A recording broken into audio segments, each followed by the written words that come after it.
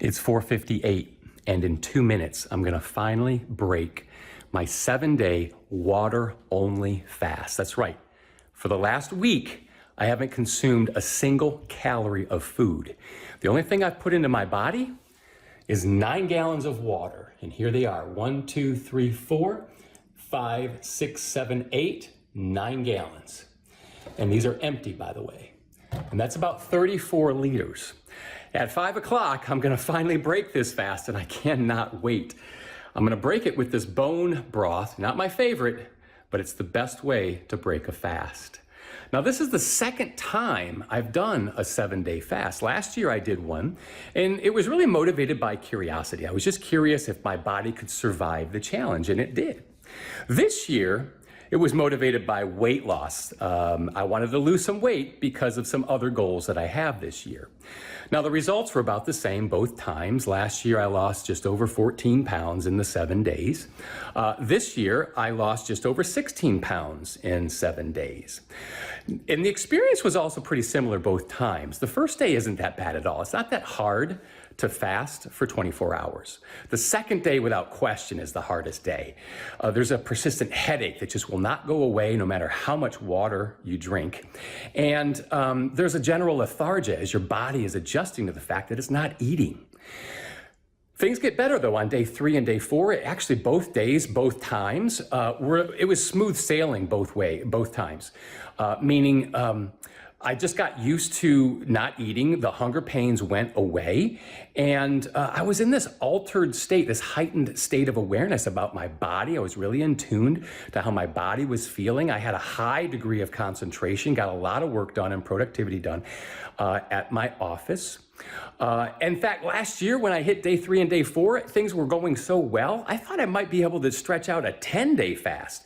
Well, that quickly changed when I hit day 5. Things changed on day 5, both times.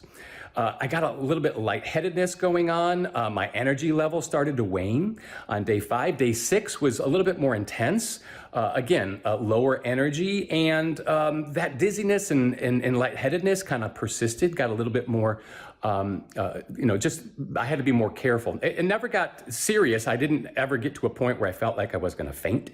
But just when I stood up from my desk or a chair or the couch, I had to stand there for a second and let the blood flow to make sure I didn't fall over when I started walking.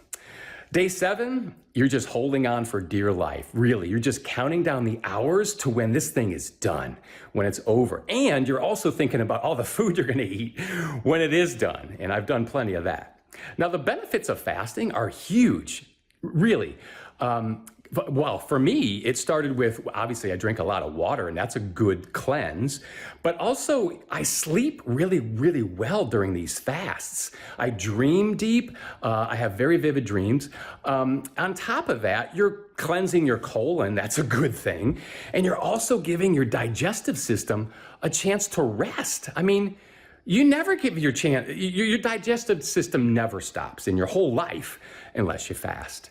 On top of that, you're boosting growth hormone, you're improving and refreshing your immunity system. There are a ton of benefits to fasting. But I gotta say, as much as the benefits are big, it is really, really hard. You're so present in every moment. You can't escape the fact that you just can't eat. And it is a hard thing to do. It slows time down. The week went by really, really slow. In fact, I say if you want to slow time, go fast. Now, I wouldn't recommend everybody do a 7-day fast. If you want to do a fast, maybe try day 1 or just day 2. And if you're feeling okay, then move to a 3rd day and maybe to a 4th day, but just take it a day at a time. And just be careful, because everybody's different. Now, hopefully, it's 5 o'clock. Let's see what it is. 5:02. I'm loving it. It's time for me to break my fast. Thanks for all your support this past week.